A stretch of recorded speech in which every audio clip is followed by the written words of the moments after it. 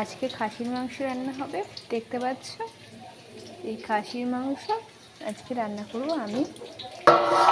তো আমি এই যে আলুটা ভাজছি কড়ায়, আর এই যে সব গুছিয়ে নিয়েছি যোগাড়যন্ত্র, আলু, লঙ্কা, রসুন বাটা এবং আদা বাটা।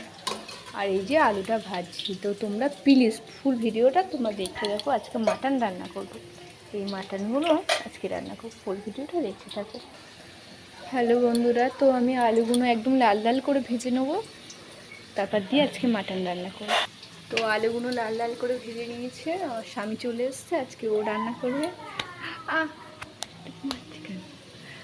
তো আলুগুলো ভাজছে ভালো করে, আলু মাটনটা ও রান্না করবে। দেখো বন্ধুরা, এতে 500 মাংস আছে, একদম 500 মাংস আজকে ও রান্না করবে।